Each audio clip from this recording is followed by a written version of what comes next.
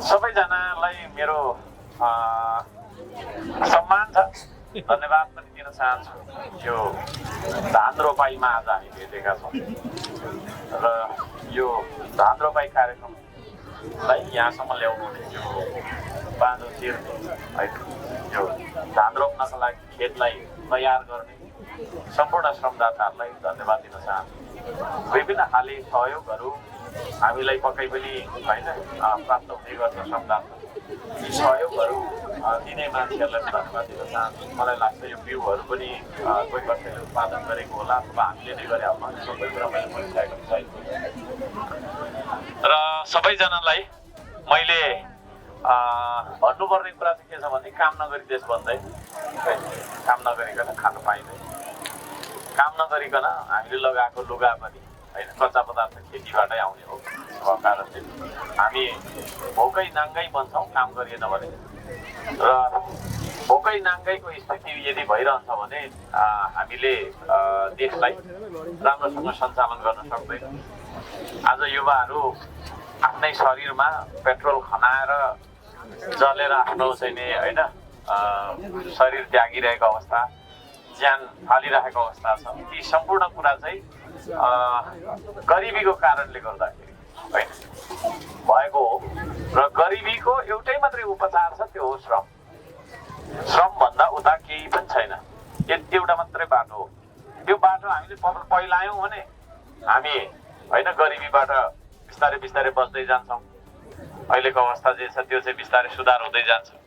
होइन भने ऋणमाथि ऋण थपिन्छ अनि हामी चाट बल्नेछौँ। एक दिन हाम्रो सबै कुराहरू घुम्नेछ।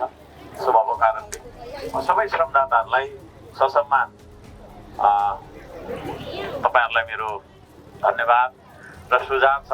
सधैँभरि काम गरिरहँ र कामप्रतिको हाम्रो यो एउटा उत्साह जो छ होइन यो उत्साह सधैँभरि बढिरहोस्, त्यो भन्न चाहन्छु। यहाँका सबैजना श्रमदाताहरूलाई हृदयदेखि धन्यवाद दिन चाहन्छु। पत्रकार साथीहरू, सुरक्षाकर्मी लगायत सबैजना जो जतिले चाहिँ यो अभियानलाई सफल र सार्थक बनाउनका लागि उपस्थित भइराख्नु भएको छ, तपाईँहरूलाई धन्यवाद दिन चाहन्छु। मैले धेरै कुरा भनिनँ र म तपाईँहरूसँग केही समय मात्रै यहाँ सहभागी बन्न सक्छु, किनभने भोलि फेरि म ताप्ने कामले चाहिँ पुग्नुपर्नेछ होइन। त्यो खालको स्थिति छ। त्यसले गर्दाखेरि म यहाँ केही सिम्बोलिक तपाईँहरूसँग काम गर्नको लागि होइन उपस्थित भएको छु। खुसी लाग्छ जे होस् काम गर्ने उत्साह देख्दा।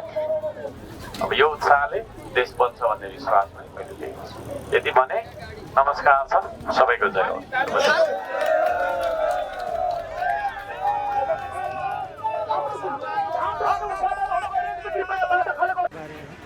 यति बेला हामी चुलाचुली गाउँपालिकामा छौँ। विशेष गरेर हाम्रो पार्टीले श्रमको अभियान चलाइरहेको छ। श्रम बिना चाहिँ समृद्ध समाज बन्न सक्दैन भन्ने कुराहरू महत्त्वपूर्ण दिएर चाहिँ आज चुलाचुली गाउँ कमिटी, श्रम सांस्कृतिक पार्टीको चुलाचुली गाउँ कमिटीको आयोजनामा चाहिँ बृहत धान रोप्ने श्रमको अभियान चलिरहेको छ। यति बेला हामी मानो खाएर मुरी उब्जाउने समयमा पनि छौँ र हामी भ्रम मात्रै छर्दैनौँ कि हामी श्रम पनि गर्छौँ। सधैँ पार्टी अध्यक्षज्यूको पनि उपस्थिति रहेको छ, पार्टीको उपमहासचिवज्यूको पनि उपस्थिति रहेको छ। हामी स्वयं केन्द्रीय सदस्यज्यूहरू, अवकाश श्रमदाताहरू, विभिन्न ठाउँबाट चाहिँ पार्टीका अवकाश श्रमदाताहरू आउनुभएको छ। यो काँस गाडिरहेको यो बाँझो ठाउँलाई पनि आज चाहिँ श्रमले सृजित गरेर हामी उत्पादनसँग जोड गरिरहेका छौँ। यसको फेरि विशेष छुट्टै विशेषता छ। कस्तो विशेषता छ भने यहाँबाट उत्पादन भएका चाहिँ जुन धान चामलहरू हुन्छ, पछि उत्पादन भएका कुराहरू हुन्छ, ती कुराहरू चाहिँ हामीले चाहिँ गरिबीका रेखामुनि रहेका जो खान नपाएर भोकभोकै सडकमा हिँडिरहेका बालबालिकाहरूको लागि, अनाथहरूको लागि होइन, जो चाहिँ एक छाक चाहिँ खानको लागि धौधौ परिरहेको अवस्थामा जो पीडितहरू हुन्छ उहाँहरूको लागि चाहिँ हामीले यो काम गरिरहेका छौँ। म त के भन्न चाहन्छु भने श्रम सांस्कृतिक पार्टीले 753 पालिकामा हाम्रो कमिटीहरू पनि छ। हाम्रा कमिटीहरू जहाँ चाहिँ हाम्रो कमिटीहरू हुन्छ, कमिटीहरूले पनि बाँझो खेतहरू, खाली चौरहरू, जति पनि ठाउँहरू चाहिँ आज चाहिँ एउटा चाहिँ भनौँ एकदमै बाँझो भइरहेको छ होइन, त्यसलाई चाहिँ सृजित गरेर, श्रमले सृजित गरेर, अन्न फलाएर, श्रमबाट चाहिँ उत्पादन गरेर गरिबीका रेखामुनि रहेका, बोका नाङ्गा रहेका चाहिँ हाम्रा आम नेपाली नागरिकहरूलाई सहयोग गर्नका लागि पनि म तपाईँहरूको मिडिया मार्फत अनुरोध गर्न चाहन्छु।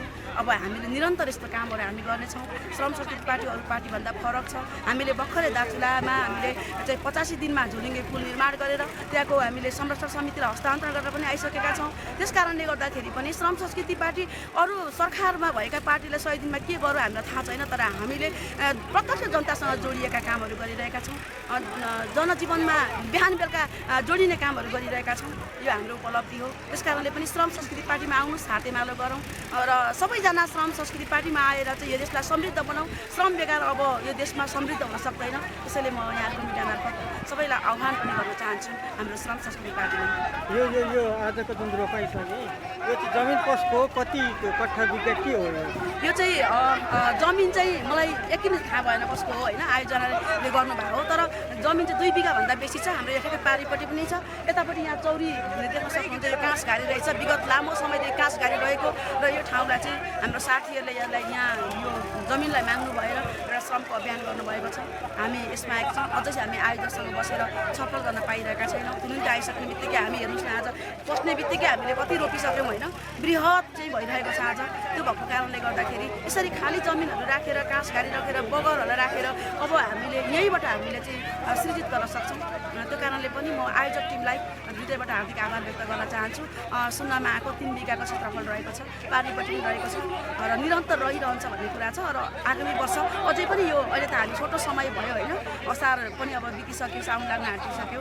त्यो भएकोले गर्दा आगामी वर्षहरूमा पनि हामीले यो बाँझो यो काँसको घारीलाई पनि ठाडेर होइन, बाँझो चाहिँ ठाडेर हामी अझ धेरै उत्पादन गर्छौँ भन्ने उहाँले भन्नुभएको छ। र साथसाथै नगरपालिकामा अब हामी यो अभियान चलाउँछौँ।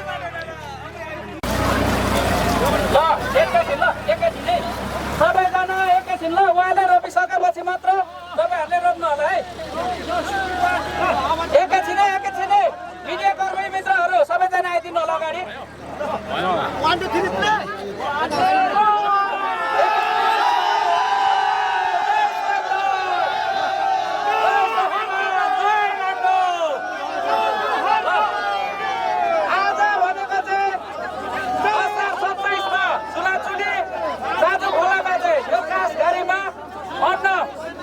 हामी गाँसको बोटमा अन्नको धानको बाला लगाउनेछौँ। हाम्रो माननीय ज्यूलाई अझै मुठा दिनु होला उहाँलाई, अझै 2 मुठा।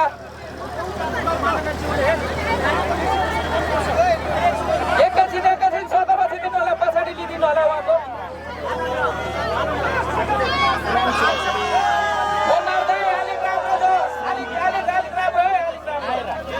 अघि अलिकति साउन्ड बुझिएन, अलिकति आज कार्यक्रमको बारेमा पत्ता के होइन हो, जाउँ न हो अलिकति के कार्यक्रम हो र यो त देखिहाल्नु नि, धान रोप्ने कार्यक्रम रहेछ, रमाइलो छ। हजुर यो कार्यक्रम के निरन्तर रहन्छ कि कहाँ हो? अब यो यहाँ गर्नु भएको छ, अब यो निरन्तरता यहाँका श्रमदाताहरूले दिनुपर्छ होइन। अब हामी त बाहिरबाट आएको अतिथि मात्रै भयौँ र यो अब यो यस्तै थियो होला जस्तो लाग्छ। यस्तै सेम थियो हामीले काटेर बनाएको। त्यो सबै बनाउनु सबै यो धन्यवाद छ धेरै। जय माता हजुर ल हजुर, म चाहिँ एकछिन निस्किन पर्यो है, तपाईँहरूले मेरो सकाउनु ल। सकाइसकेपछि भरे भिडियो पठाइदिनु, हेर्छु म। इन्जोय।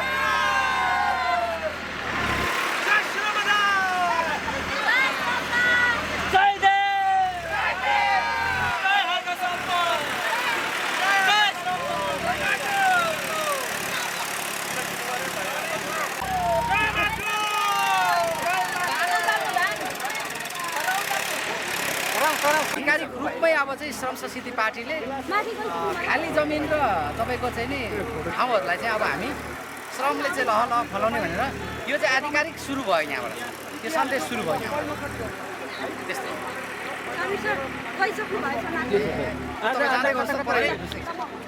आज कता कता छ यो अभियान? अब सुरु भयो यहाँबाट।